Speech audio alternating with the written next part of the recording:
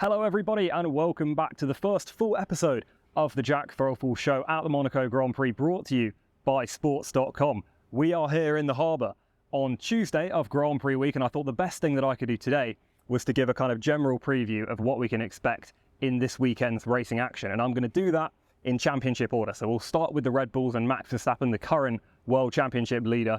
It's been a very, very long time since Max Verstappen wasn't leading the Formula One World Championship. You have to go all the way back to around this time last year where we thought Ferrari might have a chance. But unfortunately, we saw perfect evidence in Miami of just how good Max Verstappen is, with his team, his car and his own driving skill all coming together to bring him from 9th position on the starting grid all the way up to 1st. And now he's got a double-digit championship points lead. It doesn't look like, unless Sergio Perez can pull out some magic, that we're ever going to see that lead close down again. So I think in terms of the betting favourite and the statistical favourite, you have to go for Max. But the good thing about Monaco is the walls are always close. A quick mistake is punished very heavily. And talking about mistakes, there's going to be a lot of new parts on the cars this weekend that were meant to be delivered in Imola. There are some similar circuit characteristics here between here and Imola. They're both high downforce, but there are slightly more flat sections in Imola than here. There's pretty much no straights in Monaco, so it's going to be very downforce regulated, and the teams that are focused on high downforce engineering will benefit massively. We know that a good performance in Saturday can put you directly on the podium. You can spend your whole race defending, just like Fernando Alonso did in, I believe, 2021, where he was, driving a tractor but holding everyone else up behind him and managed to stay in there for a points finish. So, speaking of Red Bull, Max Verstappen betting favourite, he's going to be wanting to make good on 2022, where he felt, as we saw, I think, at the end of 2022 with his behaviour on the radio, he felt that Sergio Perez had pulled a fast one on him and just over there had crashed intentionally to finish ahead of Max in qualifying, and then took advantage of that in the race by having track position the entire time and not making any mistakes, having Max behind him the entire time on account of that single moment in qualifying where Sergio, I guess his foot slipped on the throttle, right? We can never know if he did it on purpose, but if you look at the telemetry, it doesn't seem like there's much of an argument in defence of him there. But Leclerc's pole in 2021 was taken away from him by the gearbox issue that was a result of the crash, very similar to the Sergio Perez situation last year. The Ferraris are really just looking for momentum, right? They've had some significant problems with strategy, with car development, and with driver confidence, with both Leclerc and Sainz just feeling like they crash more than other drivers on the grid. And I think the headlines really say that the Ferrari is so fast when it's at the limit, but it's so hard to get to that limit that sometimes you're going to see the drivers push over that. And it's exactly what we saw with Charles in Miami, what we saw with him in 2021 here.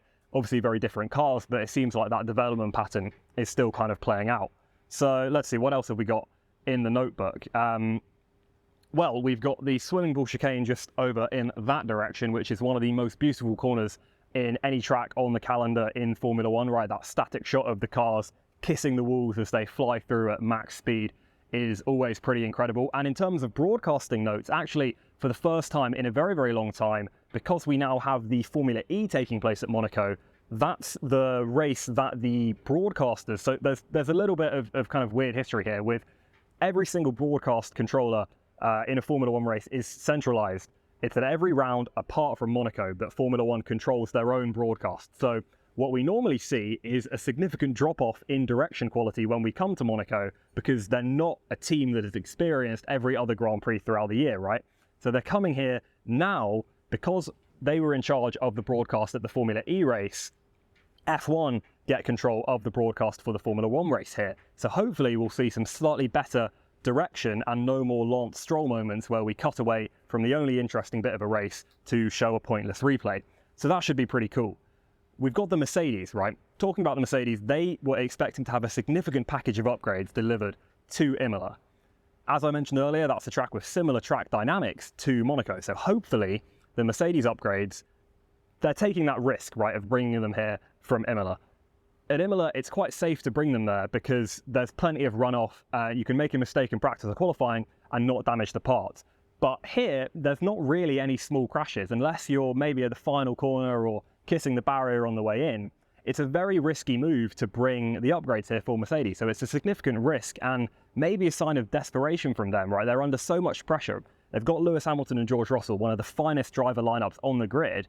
They've put all the work in to get the right drivers in the right place, but maybe they've taken the attention away from what really matters in Formula One, which is your car development. You can have the best drivers, but you're not going to win races unless the car is there. And I think that's exactly what we're seeing with Mercedes so far this year. We've seen doing the rounds in the newspapers. I think just today it was released in one of the Italian sports pages that Lewis Hamilton has been offered a contract next year to drive with Ferrari. Now, whether he takes that may very well depend on how good Ferrari are this weekend. So it's almost an advert for them saying, hey, Lewis, mate, if we can beat the Mercedes here, that'll stick in your mind. And Monaco, we also know, of course, Lewis Hamilton's home. I assume it's somewhere over there.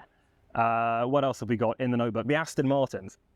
Key weekend for the Aston Martins. We mentioned how hard Mercedes are pushing with their development. Aston Martin are the big boy team, beating the people that they get their parts from.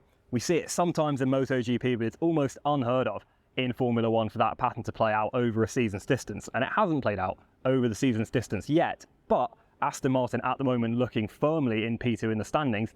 And when you break down where those points are coming from, it's so heavily weighted towards Fernando Alonso that Lance Stroll really needs to pull his finger out and deliver some points. He has the car to do it.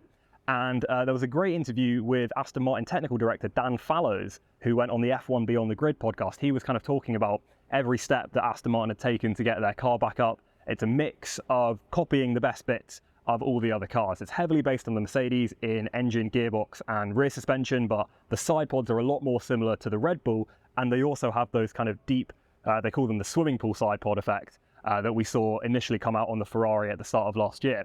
So Aston Martin have kind of hodgepodged everything together, the best bits of all the cars, and they've built what looks like the second fastest car on the grid. And Dan Fallows said in that podcast that because of the weight towards qualifying that we see in Monaco, it may be Aston's best chance to win a race here around the streets of Monte Carlo. It would be amazing, right, to see Fernando Alonso get that 33rd victory. He's been driving at the absolute limit of his performance level so far, and hopefully that's exactly what we'll see going forward. Now, what else have we got on the list of notes? So elsewhere on my list of notes, I had something written down about how Mercedes often tend to be able to pick up the pieces on strategy when the car development isn't there. So maybe we'll see those upgrades not work perfectly, but they'll be able to pick up the pieces on strategy. They very rarely make mistakes in the pit stops or mistakes on the pit strategy regarding tyre choice and when they go onto those tyres, right? This is the exact things that Ferrari fail at tend to be what Mercedes nails. So maybe we'll see a switch round with a combination of that element of Mercedes performance and their new car parts. Okay, so moving on from the front teams, let's get on to the midfield, because all the way from 5th down to 10th, you've got a gap of only 14 points, which is less than a single third place. The position that we've seen Fernando Alonso finish 4 out of 5 times in the Grand Prix so far this year. Alpine have been under a huge amount of pressure from their CEO, who's been critical in the media of the people he hired to lead his own Formula One team. So we could be seeing some potential changes at the top of that team if we don't get a good performance. And we know that Monaco is always a highlight of the year. If you can get a good performance here, it's good for your press, it's good for your motivation, and it'll be good for all your communications officers who can post pictures about it for the rest of the year. Now, McLaren joint with Alpine on points at the moment, but I think are in an entirely different position. They don't really have the same ambition to get to the front as quickly as Alpine have put themselves under the pressure to do so. McLaren do have a rookie driver, Oscar Piastri, making his debut here this year. Now, we saw him have some decent success here in Formula 2. I don't think he ever won the Grand Prix in Formula 2 here, but we know he won that championship in his first year. So he's well prepared, or as well prepared as a rookie can get to make his debut, and a good performance here will be huge for his confidence. We know that Lando Norris had a consistent gap to Ricciardo all throughout their time together. We've seen that gap seem a little bit closer between Norris and Piastri, and if Piastri can put in a good performance here in Monaco, maybe even beat Lando, it'll really bring the team onto his side and kind of put in the statement that he should be the default main point scorer for them and maybe get the preferential strategies. Now, Haas are always in a bit of an interesting situation. We know that Nico Hülkenberg has had a really strong return to Formula One. He's put the pressure on Magnussen, and it will be similar for them. That inter-teammate battle is really what they'll be looking for. AlphaTauri have really split garage, right? Yuki Tsunoda's been one of the best drivers pound for pound so far this year. He's been putting the worst car on the grid into P11 I think 3 or 4 times, which has been really, really impressive. All meanwhile, Nick de Vries yet to score a point in Formula One, yet to finish a race without an incident, really. We've seen him in the barriers, we've seen him in the barriers in practice, qualifying, and in races, and we know how easy those barriers are to kiss here around Monaco. So for him, a clean weekend would be a huge statement, and beating Yuki would really bring the team onto his side. We also did see some good stuff from AlphaTauri. We know that they're based near to Imola, and they were helping out with that flood relief, which was really, really nice for them.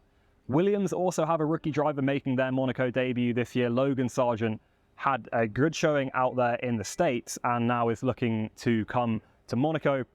Hopefully will live here one day if he can stay in Formula One for a while, and looking for a better finish than we saw in Miami. He was dead last out there in Miami. Now, Alfa Romeo have the veteran skill of Valtteri Bottas, who is hoping to, again, deliver just as well as he did with Mercedes. And we spoke a little bit about Mercedes earlier and their upgrade package, and how, while it's always looked like a good race, they've always been a great race team with great drivers, their design flaws have always been a little bit exposed at Monaco. The strength of their power unit isn't able to be on show, and the weakness of their aerodynamic system often comes out. Apologies for the boat horn in the background there. Besides that, I think notes from the boat from me, it's been an incredible weekend so far. We've got some good interviews coming up. To be honest, I feel a little bit like a kid who's won a competition, and I'm just trying to make the best of it. But it's beautiful to get the understanding of how the track all fits together, how the city really comes alive for Formula One. And the only other Grand Prix that I'd been to before this one, or have been to before this one, was Silverstone, which was primarily bus traffic and cans of Heineken, but the racing was incredible. Now it's going to be a completely different spectrum with the weight towards Saturday that we have here in Monaco. But either way, it should be a great Grand Prix, both in Formula One at the top of the table and in Formula 1.5. Now, I think that's all from me. I hope that was a general review of the weekend. If we run down our headlines, Red Bull good, Aston Martin good, Ferrari bad, Mercedes all right, maybe good, Alpine under pressure, McLaren under pressure, Williams happy with Albon, not happy with Sargent, same story at AlphaTauri. Zhou, again, he's always your outlier, right? He had so much experience in Formula 2, more than any other rookie has that Formula 2 Monaco experience, and he had an incredible moment. I'm not going to move the camera because I've got it on a tripod, but just down the hill there, he had a beautiful save in the Grand Prix last year. And talking about weather, it's beautiful and sunny at the moment. We may have some inclement rain and thunder and wind and anything really in the little microclimate pocket that we have to here down the hill in Monaco. And I'm acting like I've been here before, even though, as I said, I feel like a kid who's won a competition. But I think that's all from me so far. I hope that was a good general roundup of what we can expect to see here at the Monaco Grand Prix. Please get your comments, your questions, your video ideas below, and give the video a like, subscribe to the channel for more. That's all from me so far. Thank you very much for watching.